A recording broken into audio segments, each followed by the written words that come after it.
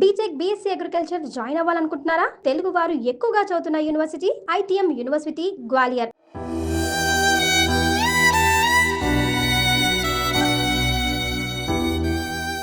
Jubilee Hills BRS MLA Maganti Gopinath కన్నుమూశారు. గత కొన్ని రోజులుగా తీవ్ర అనారోగ్యంతో బాధపడుతున్న ఆయన ఆదివారం ఉదయం 5:45 తుది శ్వాస విడిచారు. ఈ నెల 5న తీవ్రమైన ఛాతీ నొప్పితో బాధపడిన గోపీనాథ్ను కుటుంబ సభ్యులు గచ్చిబౌలిలోని ఏఐజీ దవాఖానకు తరలించారు.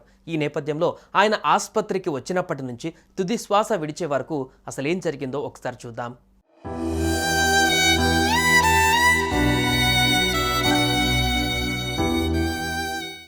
జూన్ 5 గురువారం మధ్యాహ్నం 2:30 సమయంలో ఒక్కసారిగా ఛాతీలో తీవ్ర నొప్పి రావడంతో మాగంటి గోపీనాథ్ ఇంట్లోనే కుప్పకూలిపోయారు. వెంటనే కుటుంబ సభ్యులు సిపిఆర్ చేయడంతో కాస్త కోలుకున్నారు. అంబులెన్స్లో హుటాహుటిన ఆసుపత్రికి తరలించే సమయంలో స్పృహ కోల్పోయారు. ఆసుపత్రి వర్గాలు మరోసారి సిపిఆర్ చేయడంతో పల్స్ రేటు పెరిగింది. దీంతో ఆయనను వెంటిలేటర్ పై ఉంచి చికిత్స అందించారు. ఈ విషయం తెలుసుకున్న మాజీ మంత్రులు హరీష్ రావు, వేముల ప్రశాంత్ రెడ్డి, ఎమ్మెల్యేలు మాధవరం కృష్ణారావు, కేపీ వివేకానంద, రాజ్ ఠాకూర్, ఎమ్మెల్సీ దాసోజు శ్రవణ్ తదితరులు ఆసుపత్రికి వెళ్లి వైద్యులతో అదే రోజు మాట్లాడారు.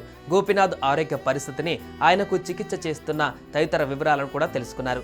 గోపీనాథ్ తీవ్రంగా అస్వస్థతకు గురైన విషయం తెలిసి జూబ్లీహిల్స్ నియోజకవర్గంలోని ప్రజలు, పార్టీ కార్యకర్తలు, అభిమానులు ఆందోళనకు లోనయ్యారు.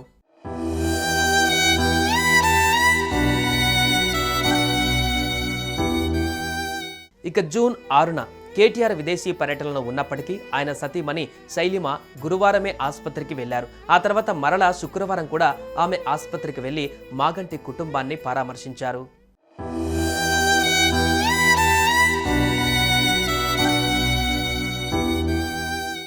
June 7 BRS working president KTR శనివారం ఏఐజీ ఆసుపత్రికి వెళ్లి మాగంటి గోపీనాథ్ను పరామర్శించారు. మాగంటి ఆరోగ్య పరిస్థితి, అందుతున్నటువంటి చికిత్సకు సంబంధించిన వివరాలను వైద్యులను అడిగి తెలుసుకున్నారు. మాగంటి కుటుంబ సభ్యులతో మాట్లాడి వారికి ధైర్యం చెప్పారు. త్వరలోనే మాగంటి గోపీనాథ్ కోలుకోవాలని ఆకాంక్షించారు. అమెరికా పర్యటనలో ఉన్న కేటీఆర్ మాగంటి గోపీనాథ్ ఆరోగ్య పరిస్థితి గురించి ఎప్పటికప్పుడు ఫోన్ ద్వారా తెలుసుకొని ఆ తర్వాత ఇక్కడికి రావడం జరిగింది. అమెరికా నుంచి తిరిగి వచ్చిన వెంటనే ఆసుపత్రికి వెళ్లి గోపీనాథ్ను పరామర్శించారు. ఇక అదే రోజు రాత్రి 7 గంటల సమయంలో మాగంటి కుటుంబ సభ్యులు ఆవేదన వ్యక్తం చేశారు.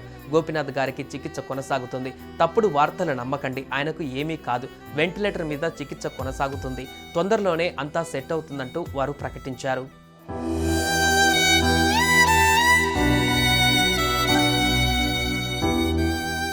కానీ జూన్ 8 ఆదివారం ఉదయం 5:45 సమయంలో ఆయన తుది శ్వాస విడిచారు. గత 3 రోజులుగా వస్తున్న వార్తలకు ముగింపు పలుకుతూ మాగంటి గోపీనాథ్ ఇక లేరు అనే విషయాన్ని ఏఐజీ ఆసుపత్రి అధికారికంగా తెలిపింది.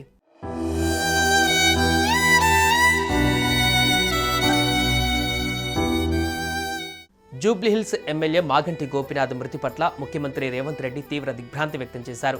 ఆయన మరణం పట్ల సంతాపం ప్రకటించారు.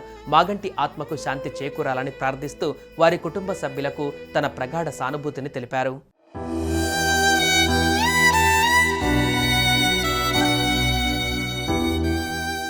ఎమ్మెల్యే మాగంటి గోపీనాథ్ మరణం పట్ల దిగ్భ్రాంతి వ్యక్తం చేస్తూ సంతాపం ప్రకటించిన బీఆర్ఎస్ అధినేత కేసీఆర్ తీవ్ర దిగ్భ్రాంతి వ్యక్తం చేశారు.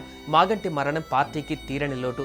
ఎంతో కష్టపడి రాజకీయాలలో అంచెలంచెలుగా ఎదిగిన మాగంటి గోపీనాథ్ ఎంతో సౌమ్యుడిగా, ప్రజానేతగా పేరు సంపాదించారని తెలిపారు. జూబ్లీహిల్స్ నియోజకవర్గ ఎమ్మెల్యేగా నిత్యం ప్రజలకు అందుబాటులో ఉంటూ హైదరాబాద్ నగర సీనియర్ రాజకీయ నేతగా మాగంటి తనదైన స్థానాన్ని సంపాదించుకున్నారని మాగంటి జ్ఞాపకాలను స్మరించుకున్నారు. తనను కాపాడుకునేందుకు వైద్యులు చేసిన కృషి, పార్టీ తరపున చేసిన ప్రయత్నాలు ఫలించకపోవడం దురదృష్టకరమని ఆవేదన వ్యక్తం చేశారు. మాగంటి గోపీనాథ్ మరణంతో శోకతప్తమైన కుటుంబ సభ్యులు, మిత్రులు, అభిమానులకు కేసీఆర్ తన ప్రగాఢ సానుభూతిని తెలిపారు. వారి పవిత్ర ఆత్మకు శాంతి చేకూరాలని ప్రార్థించారు.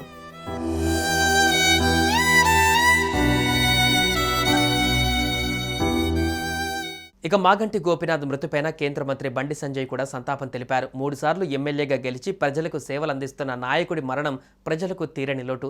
వారి ఆత్మకు శాంతి చేకూర్చాలని భగవంతుడిని ప్రార్థిస్తున్నా. మాగంటి కుటుంబ సభ్యులకు ప్రగాఢ సానుభూతిని తెలియజేస్తున్నాను అంటూ ఆయన ప్రకటించారు.